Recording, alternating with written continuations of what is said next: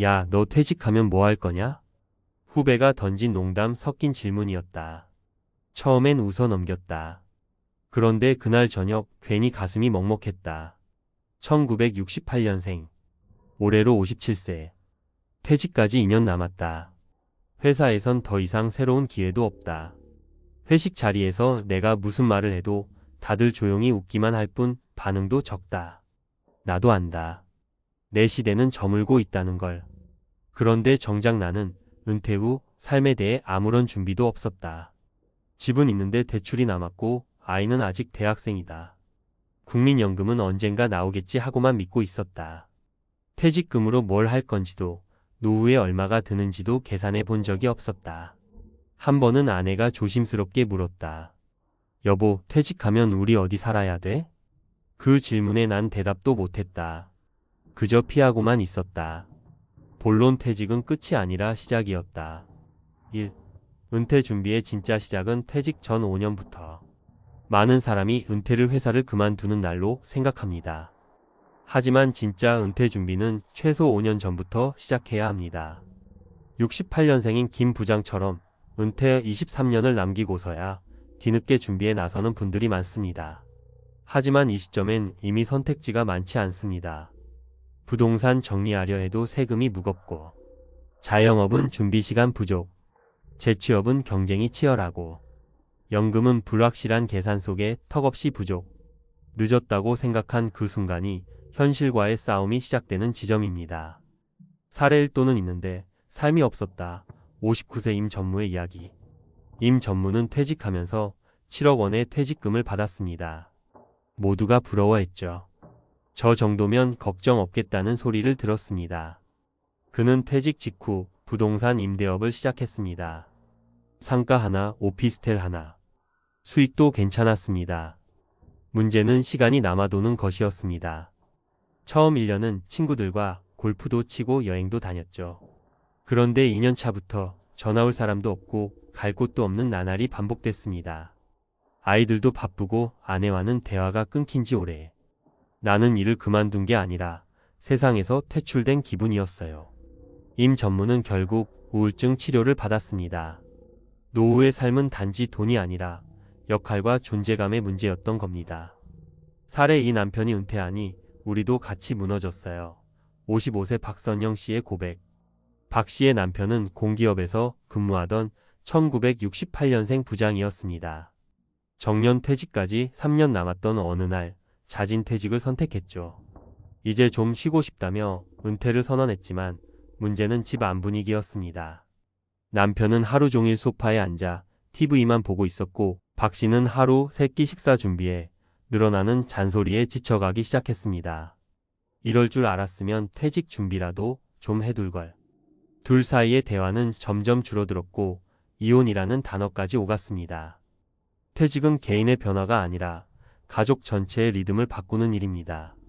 같이 준비하지 않으면 같이 무너질 수 있습니다. 사례 3 퇴직 후 첫 달부터 적자였어요. 56세 정 과장의 현실. 정 과장은 퇴직하면서 계산기를 두드려 봤습니다. 매달 200만 원만 써도 충분하겠지 하고요. 하지만 현실은 달랐습니다. 아들 등록금 600만 원, 장모님 병원비 150만 원, 자동차 보험 갱신 90만 원, 명절 비용 120만 원, 난방비 폭탄. 결국 첫 달에만 적자가 300만 원이 났습니다. 예상했던 생활비는 말 그대로 희망사항에 불과했습니다.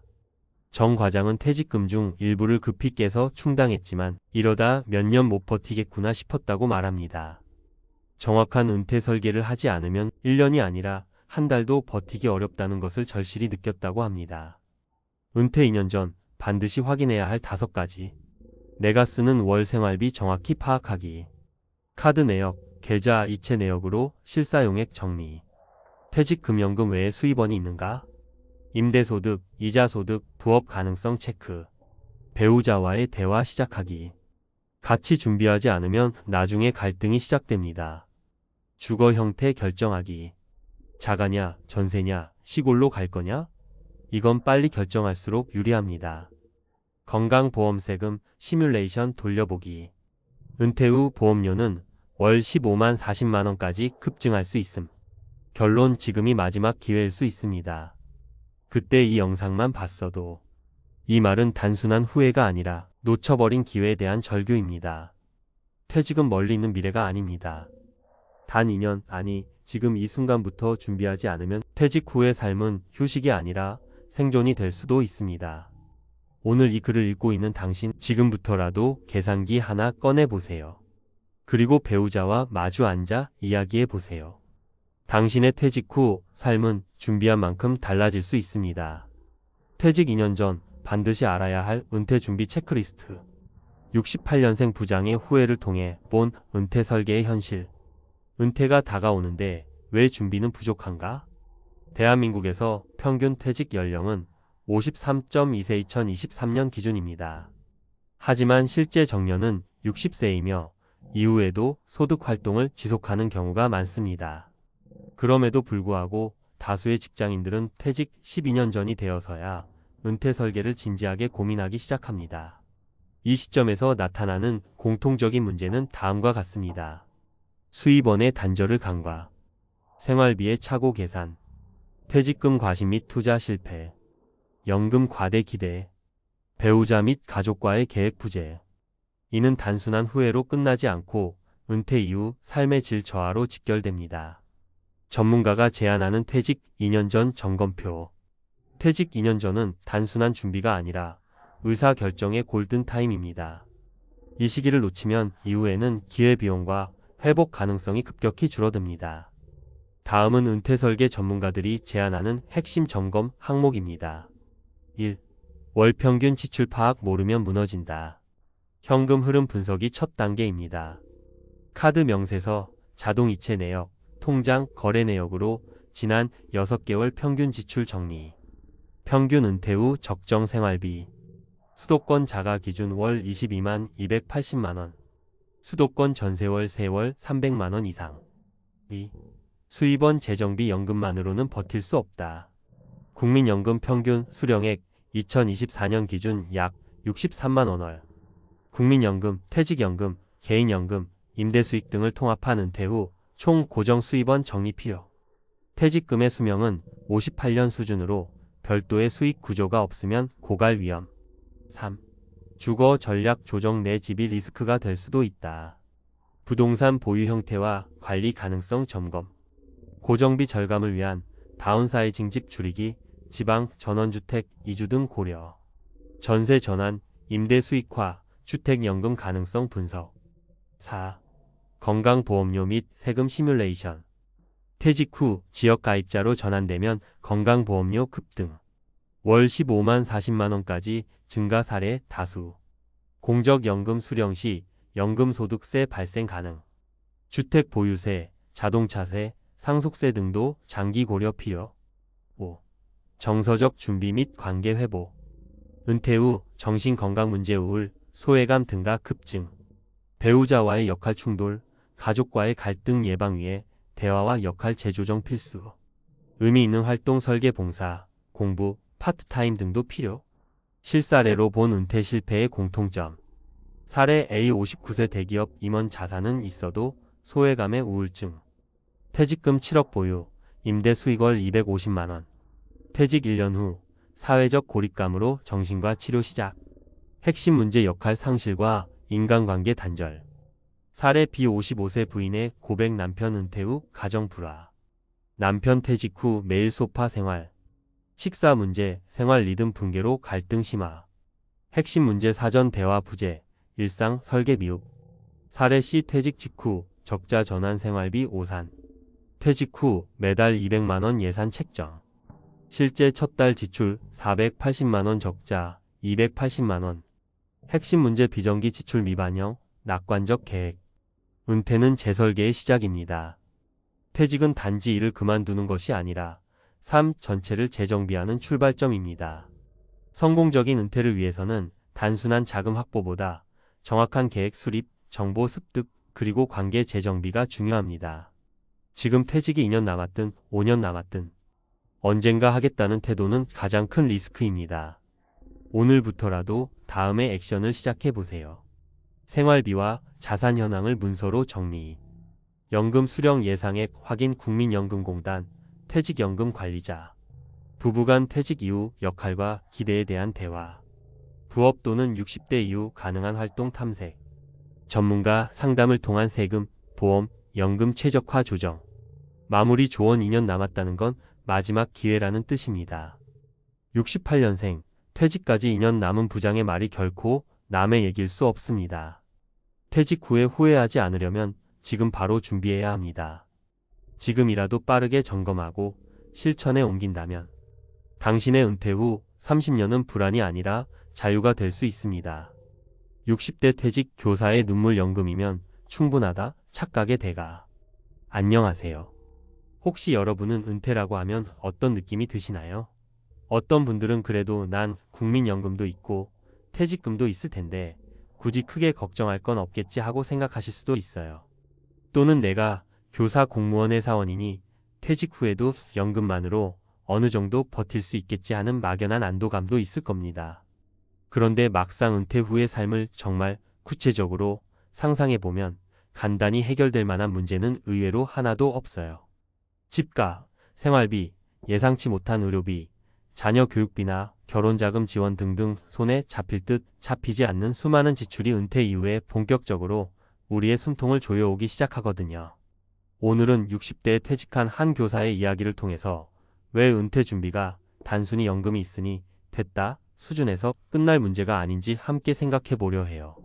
더불어 현실에서 마주친 3가지 사례도 살펴보고 어떻게 하면 우리가 조금 더 현명하게 은퇴 이후의 삶을 준비할 수 있을지 가볍게 이야기 나눠보겠습니다. 1. 연금만 믿었는데 눈 떠보니 월세라니. 제목에서 언급한 그 60대 퇴직 교사 이야기를 먼저 해볼게요. 30년 가까이 학교에서 학생들을 가르치면서 성실하고 진득하게 교직 생활을 이어온 A 선생님. 퇴직할 때쯤에는 그래도 난 공무원 연금 혹은 사학연금이 나오니 살 만큼은 되겠지 하고 믿고 계셨어요. 물론 맞벌이를 하거나 자산을 불려둔 분이라면 좀 다를 수도 있겠죠. 그런데 대부분의 경우 연금이 생각보다 넉넉하지 않다는 게 함정이에요. 예컨대 A 선생님은 은퇴 후에 기존 집을 정리하고 좀 더 작은 아파트로 옮겨 가실 생각이었대요. 하지만 막상 퇴직 즈음 자녀 교육비에 써야 할 돈이 늘어나고 부모님 요양 비용도 생기면서 예상보다 지출이 더 커졌죠. 내가 그동안 그래도 집 한 채 가지고 있고 연금도 받을 텐데 하고 안심했던 마음이 순식간에 흔들리기 시작한 거예요. 결국 집을 처분할 수밖에 없었고 받은 돈 중 일부로 자녀에게 결혼 자금을 지원하고 나니 정작 A 선생님 부부가 살 집 마련에 쓸 금액이 턱없이 부족해졌습니다. 퇴직 후엔 대출도 쉽지 않고 평생 집주인으로 살았던 분이 갑자기 월세살이를 하게 된 거죠. 30년 넘게 교직에 몸담았는데 막상 은퇴하고 나니 남는 것이라고는 매달 들어오는 연금 조금과 늘어나는 지출뿐이라니 솔직히 배신감이 들만하지 않나요? 하지만 생각해보면 연금이 아무리 든든해 보여도 생활비, 예상치 못한 가족 경조사비, 의료비, 그리고 노후의 여유 자금까지 다 감당하려면 부족한 경우가 많아요. 그래서 은퇴를 앞두고 있다면 연금이면 충분해라는 안이한 생각을 버리고 좀 더 현실적인 준비를 해야 합니다. 물론 여기서 중요한 건 그럼 지금이라도 나는 뭘 할 수 있을까? 라고 스스로 질문하는 거예요. 이 현실을 보여주는 3가지 사례. 그렇다면 실제로 은퇴한 분들은 어떤 고민과 선택을 하며 살아가고 있을까요? 여기서는 교사 출신이 아니어도 충분히 내 이야기 같다 싶은 사례가 있을 거예요. 3가지 실제 상황을 간단히 풀어볼게요. 2-1 김 선생님 부모님 부양과 자녀, 뒷바라지의 예적금 전부 소진. 김 선생님은 61세에 퇴직을 했어요. 본인도 적어도 30년 가까이 일했으니 어느 정도 퇴직금과 연금이 남겠지라고 생각했죠. 그런데 막상 퇴직하고 나니 부모님 요양시설 비용이 한 달에 몇백만 원씩 들어가고 자녀 둘이 대학을 순차로 들어가면서 등록금과 생활비 지원도 해야 했어요. 내가 애들 어릴 때부터 저축 좀 해뒀었는데 이걸 여기서 쓰게 될 줄은 몰랐지라는 게 김 선생님의 하소연입니다. 예적금을 어느 정도 풀어 부모님 요양비와 자녀 학비에 썼고 그 와중에 집도 담보대출을 조금 더 받았죠. 연금을 타기 시작했지만 월 고정 지출이 워낙 커서 정작 본인과 배우자가 노후에 사용할 돈은 거의 없는 거예요. 김 선생님은 이제 65세가 되는 시점에 이렇게 가다간 내 노후는 어떡하나 싶어 뒤늦게 걱정을 시작했어요. 그래서 부부가 함께 작은 부업이라도 해볼까 고민하고 있지만 체력은 예전 같지 않고 뾰족한 수가 잘 보이지 않으니 답답하기만 하다고 해요. 교훈 은퇴 후 내가 쓸 돈만 생각하기 쉽지만 실제로는 부모와 자녀 문제가 얽혀서 지출이 훨씬 커질 수 있다는 점을 무시하면 안 돼요.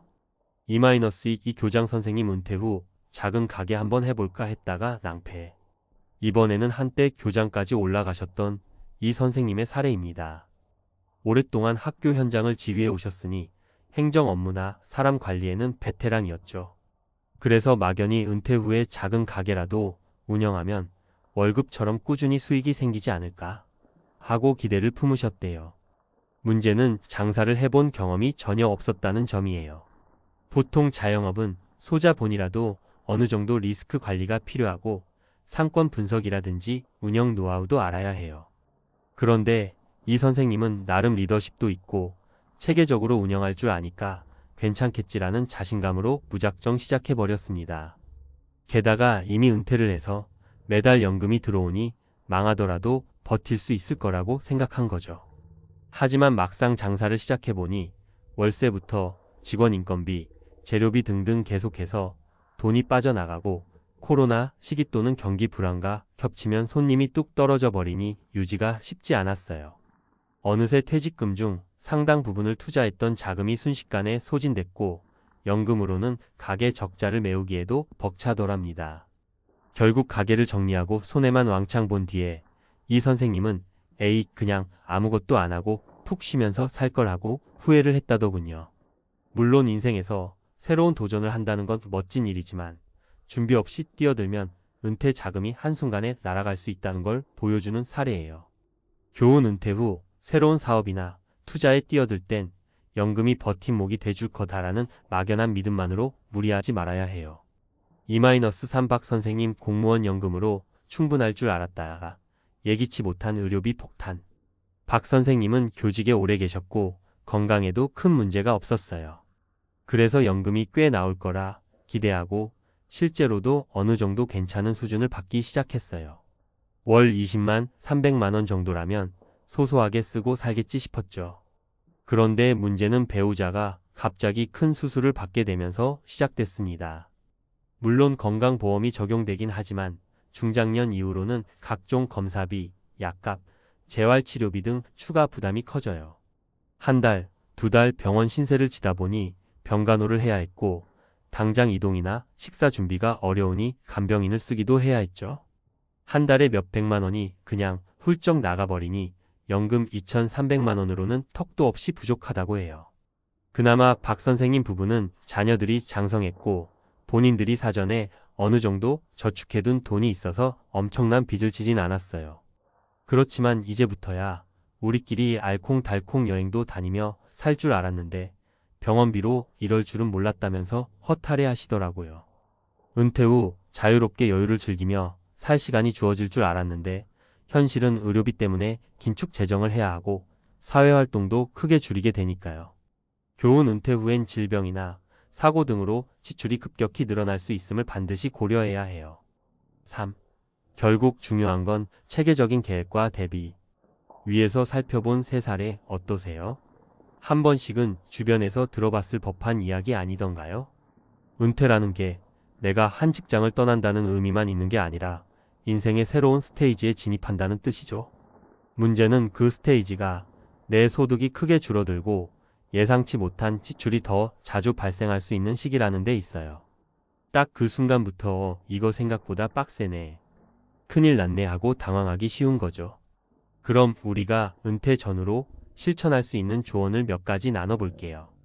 가족과 솔직하게 재정 상태 공유하기. 부모님 요양비, 자녀 학비와 결혼자금, 내 노후 생활비가 어떻게 분배될 수 있는지 미리 파악하세요. 필요하면 자녀와도 현실적인 대화를 해보시는 게 좋아요. 내가 앞으로는 생활비 지원을 크게 못 해줄 수 있다든지 대학 등록금은 대출도 고려해보자 같은 식으로 가능성을 열어두고 이야기해야 합니다. 적절한 보험 및 의료비 대비 나이 들수록 예상치 못한 질병이나 부상으로 큰 돈이 나갈 수 있어요.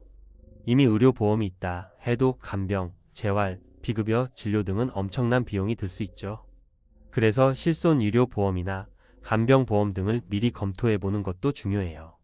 새로운 투자나 창업에 대한 현실적 검토 후 은퇴 후에 제2의 인생을 펼치겠다고 크게 도전하는 건 멋진 일이지만 냉정하게 생각해 볼 필요가 있어요. 내 체력, 자본, 그리고 현재 시장 상황은 어떤지. 무작정 뛰어들었다가 실패하면 그 손실을 회복하기가 젊을 때보다 훨씬 어렵다는 걸 기억해야 합니다. 연금만으로 부족한 부분은 어떻게 메울지 플랜 B 세우기, 국민연금, 공무원연금, 사학연금 등 기본연금 말고 추가적인 개인연금이나 저축투자 등을 통해 보완할 수 있어야 해요.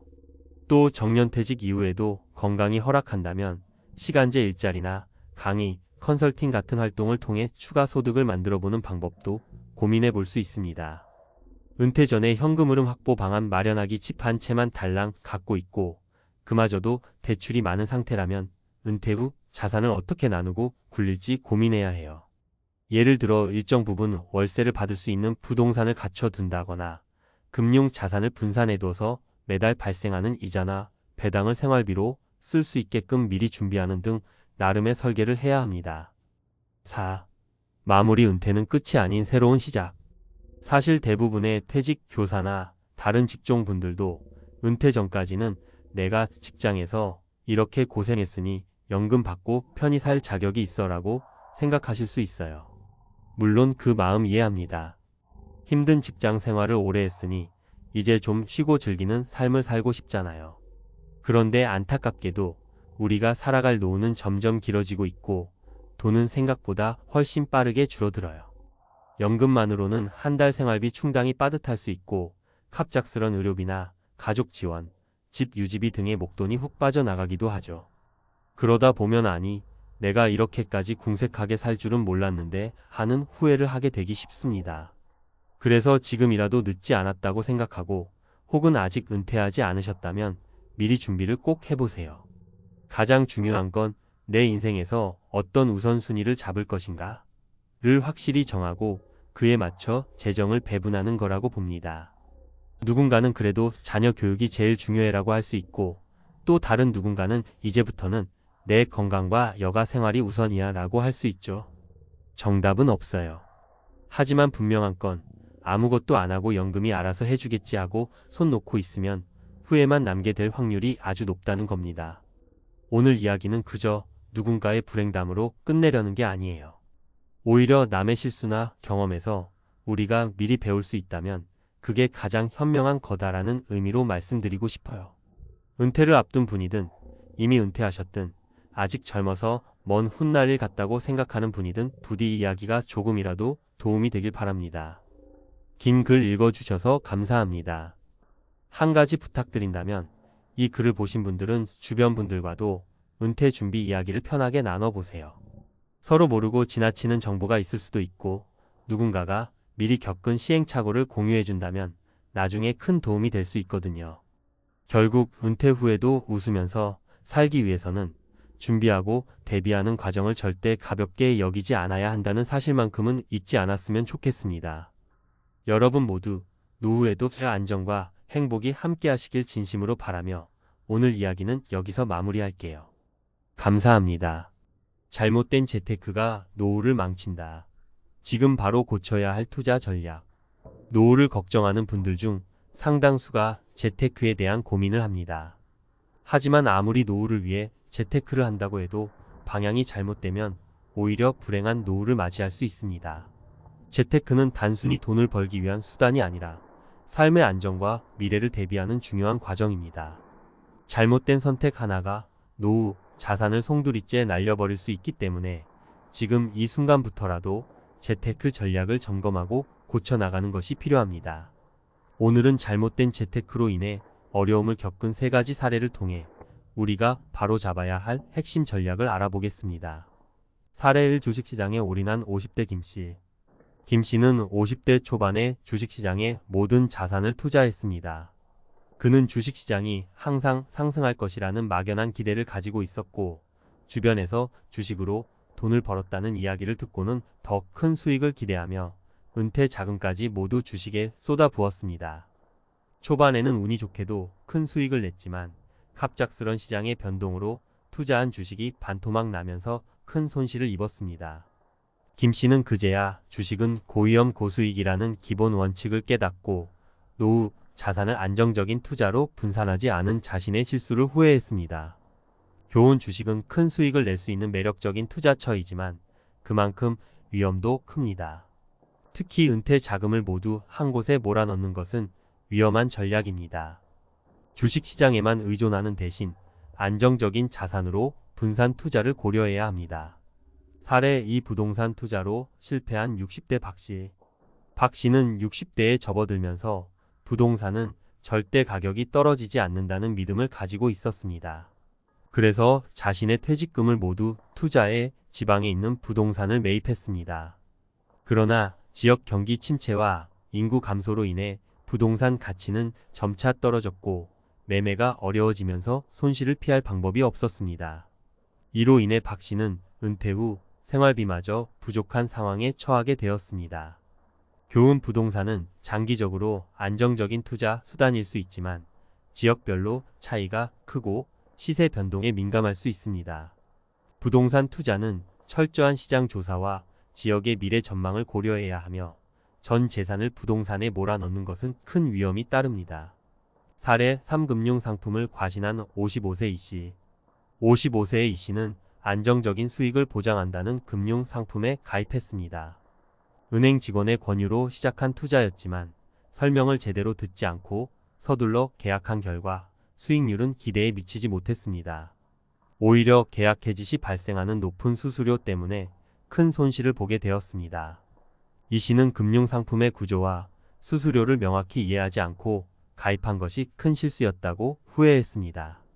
교훈: 금융상품의 경우 안정적인 수익을 제공한다고 해도 수수료나 기타 조건을 꼼꼼하게 따져봐야 합니다. 특히 장기적인 투자일수록 초기 조건을 제대로 파악해야 합니다. 안정적이라는 말에 쉽게 넘어가서는 안 되며 상품의 구조를 충분히 이해한 후에 신중하게 결정해야 합니다. 재테크 전략에서 바로 잡아야 할 핵심 포인트. 위의 사례들에서 공통적으로 드러나는 문제는 투자에 대한 과신과 준비 부족입니다. 재테크는 단순히 돈을 맡기고 수익을 기대하는 것이 아니라 철저한 계획과 준비가 필요합니다.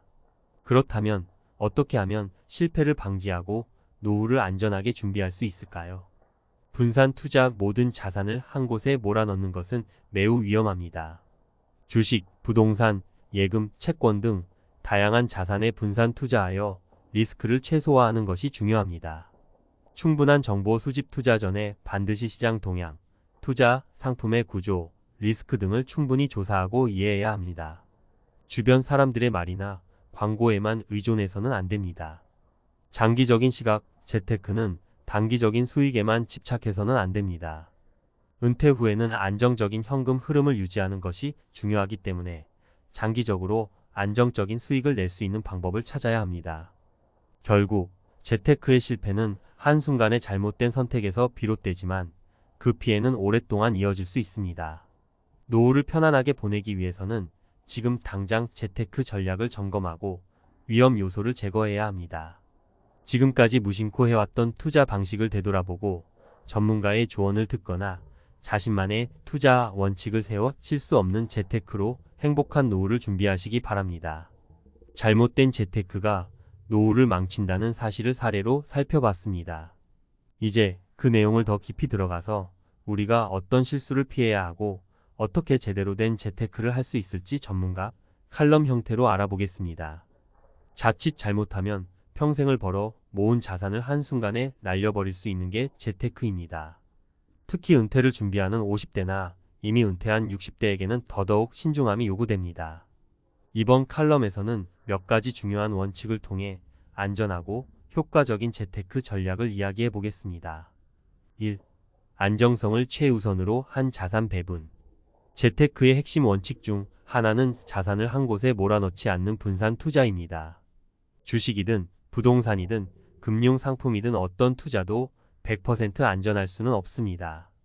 예를 들어 50대 초반에 주식으로 큰 돈을 벌었다고 해서 모든 자산을 주식에 투자하는 것은 매우 위험합니다. 주식시장의 변동성은 언제나 존재하고 한 번의 폭락으로 노후 자금을 날려버릴 수 있습니다. 분산 투자는 이렇게 위험을 최소화하는 방법입니다. 은퇴 후에는 매월 안정적인 수입이 필요한데 이를 위해 다양한 수입원을 만들어 두는 것이 중요합니다. 예를 들어 채권과 같은 안전한 금융상품 혹은 안정적인 임대 수입을 기대할 수 있는 부동산, 그리고 주식시장의 장기적인 성장을 기대할 수 있는 일부 자산을 나누어 투자하는 것입니다. 전문가의 조언. 은퇴 후 안정적인 자산 배분의 핵심은 너무 큰 수익을 기대하지 않는 것입니다. 분산 투자를 통해 리스크를 줄이고 일정한 현금 흐름을 유지하는 것이 중요합니다. 채권, 배당주, 부동산 임대 수입 등을 적절히 섞는 것이 좋은 방법입니다. 2. 감정적 투자 피하기. 재테크를 할 때 가장 큰 적은 감정입니다. 주식시장에서 많은 사람들이 폭락하는 시장을 보고 공포에 휩싸여 주식을 매도하거나 반대로 단기 수익에 눈이 멀어 과도하게 투자하는 경우가 많습니다. 감정적 투자란 쉽게 말해 주변 사람들이 다 하니까 나도 해야겠다는 식의 투자입니다.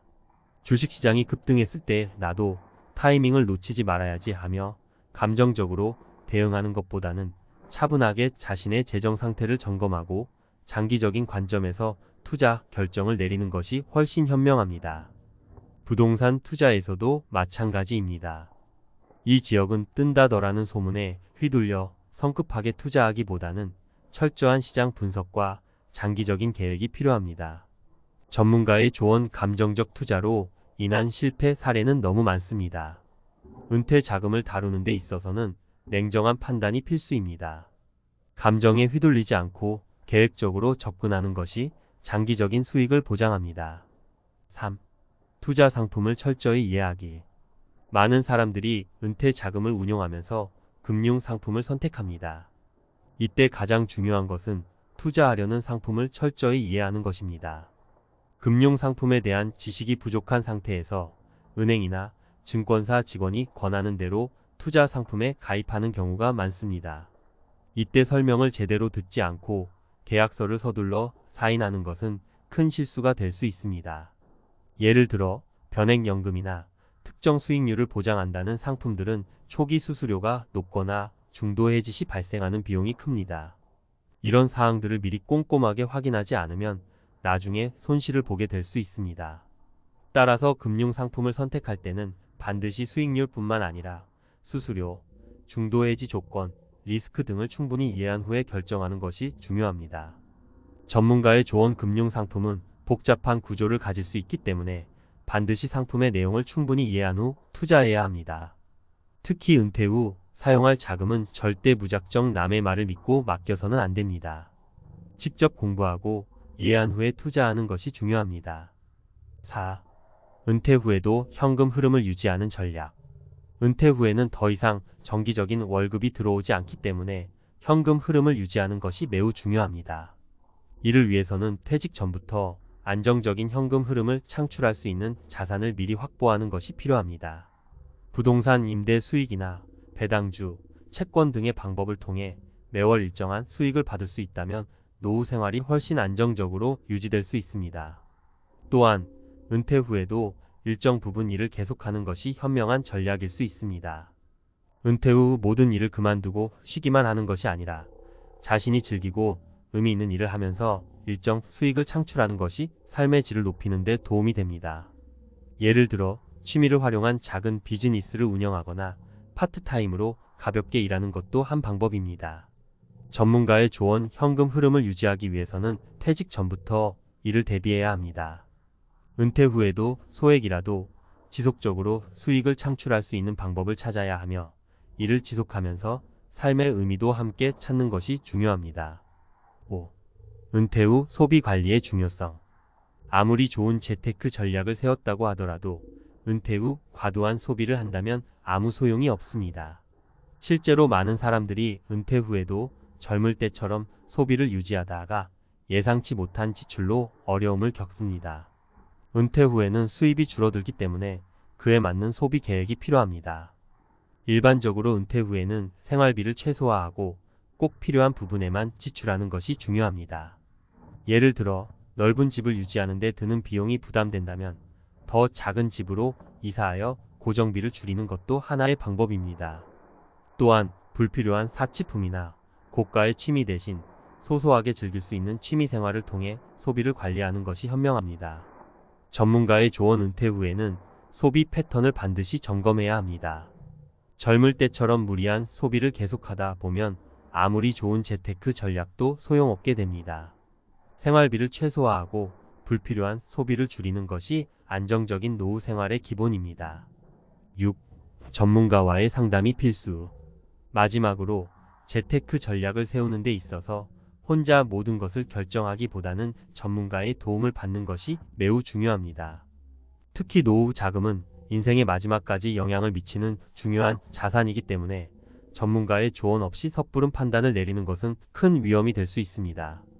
재무 설계 전문가, 금융 전문가, 세무 전문가 등 다양한 분야의 전문가와 상의하여 자신의 상황에 맞는 맞춤형 재테크 전략을 세우는 것이 안전한 방법입니다. 전문가의 조언: 재테크는 단순히 돈을 불리는 과정이 아닙니다.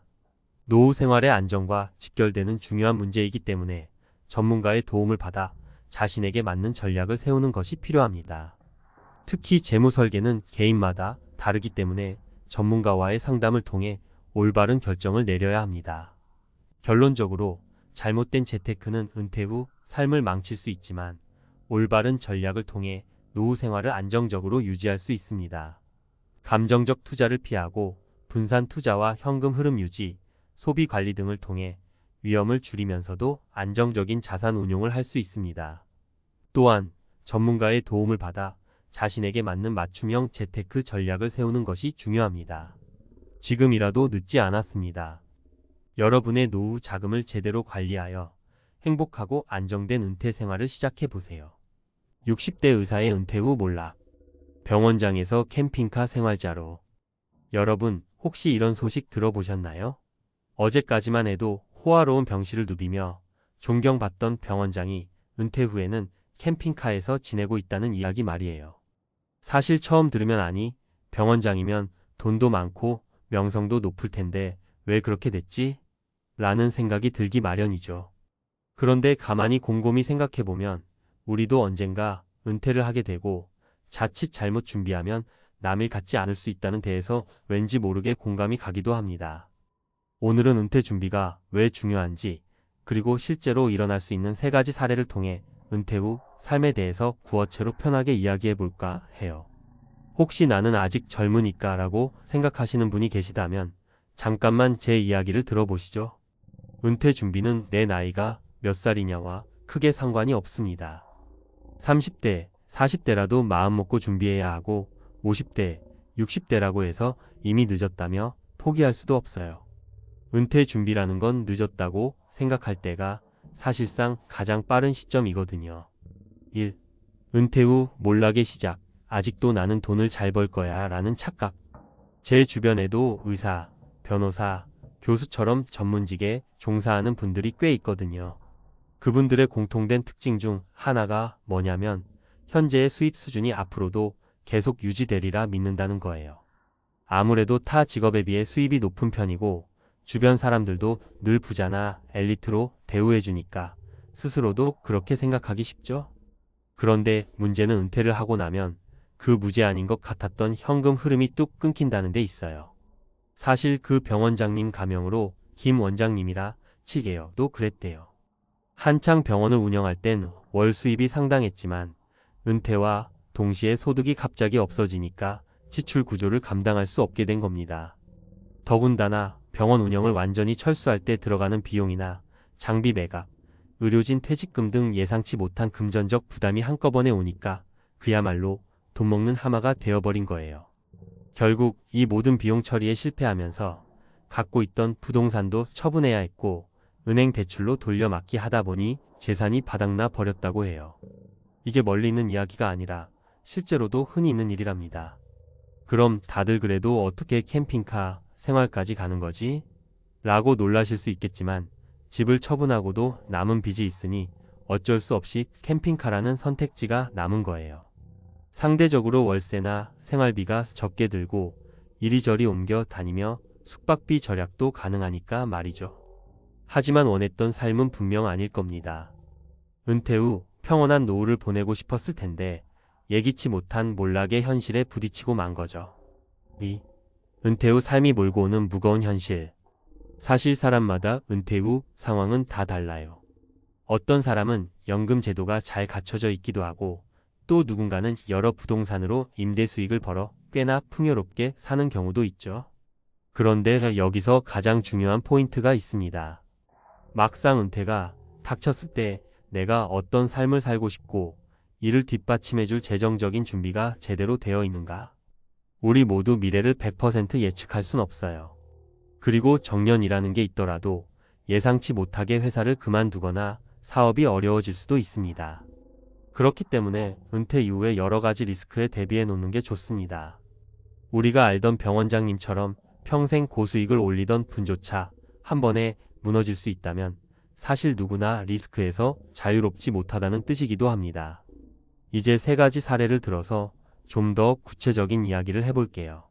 사례 1. 돈 많이 버는데 무슨 걱정이야? 배경 50대 중반까지 중소기업을 운영하면서 월 수입이 상당히 높았던 어씨. 연 매출도 꾸준했고 본인 인맥도 꽤 넓어서 항상 난 안 망해라는 자신감이 있었어요.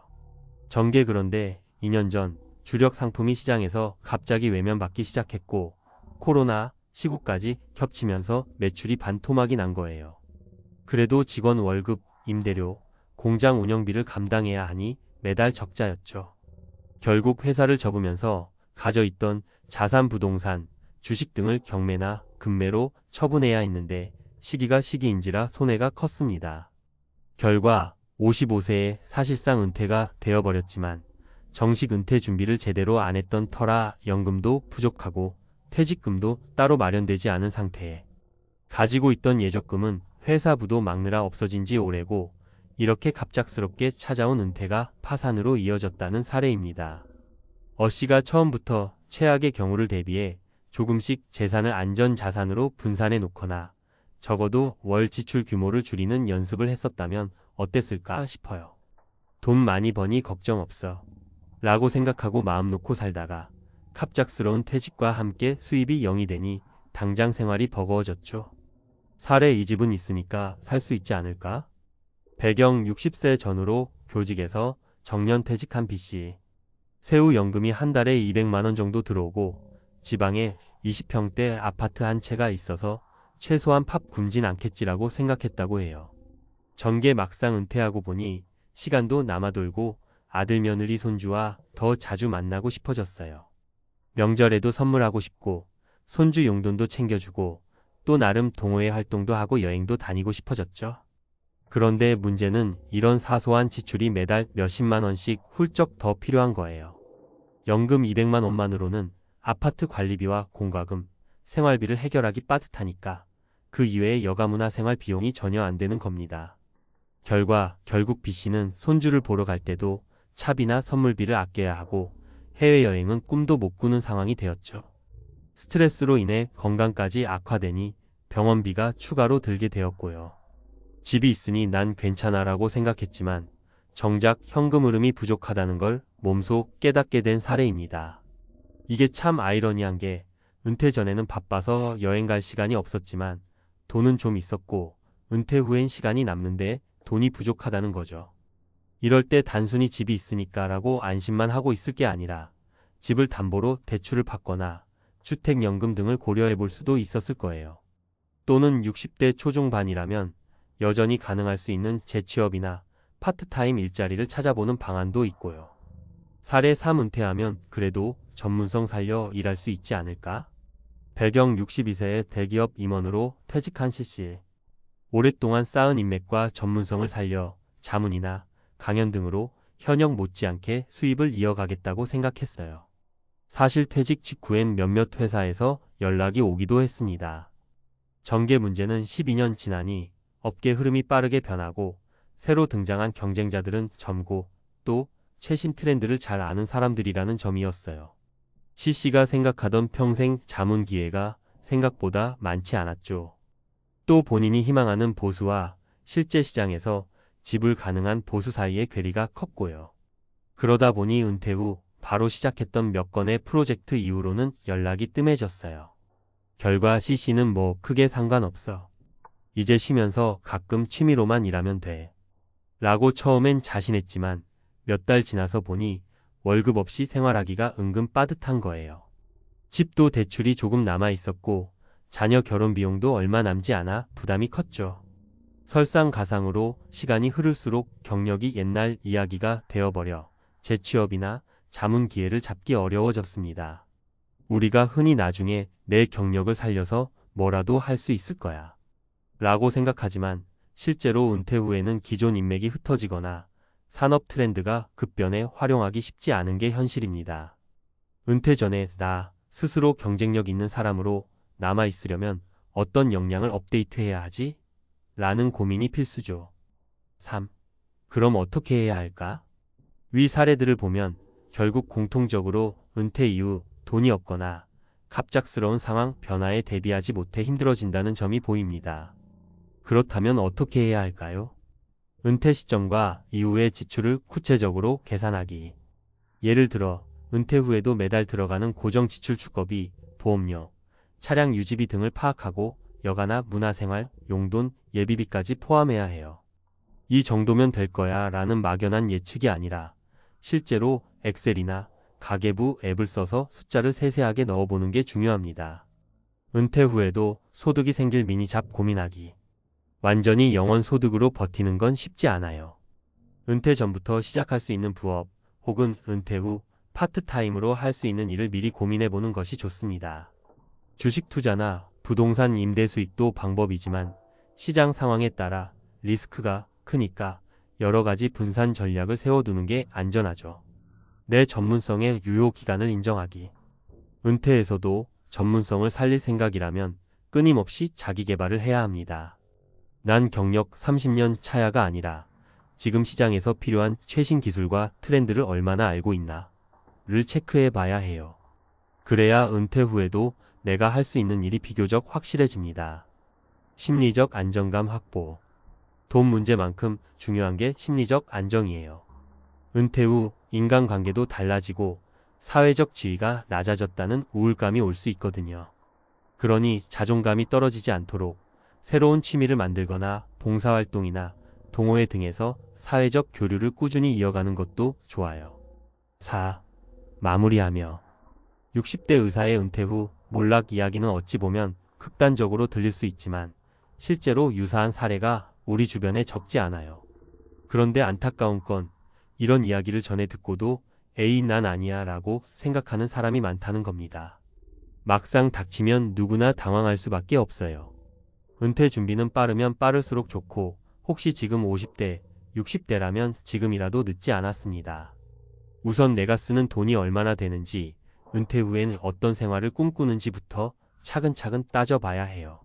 자칫 내가 늘 벌던 돈을 기준으로 막연히 계산했다간 낭패 보기 딱 좋으니까요. 물론 누구나 은퇴 후에는 편안하고 여유로운 노후 생활을 꿈꾸죠. 그러나 그게 노력 없이 준비 없이 저절로 굴러오진 않는다는 사실이 중요합니다.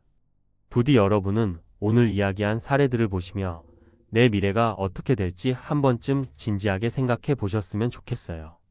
예전에는 은퇴가 내 인생의 끝자락인 것처럼 느껴졌는데 이제 60세 은퇴 후에도 길게는 30년 이상 살아야 할지도 모릅니다.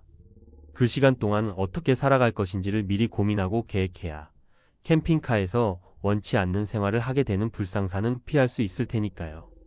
혹시 주위에 지금 은퇴를 앞두고 계시거나 은퇴를 막 하신 분이 있다면 이 글을 공유해보세요. 나도 지금부터라도 준비해야겠구나 하는 작은 계기가 될지 누가 알겠습니까? 오늘 이야기를 통해 누구나 맞닥뜨릴 수 있는 은퇴 후 현실을 다시금 돌아볼 수 있길 바라며 여기서 마치겠습니다. 모두 다가올 노후에는 즐겁고 건강한 삶이 펼쳐지길 응원할게요.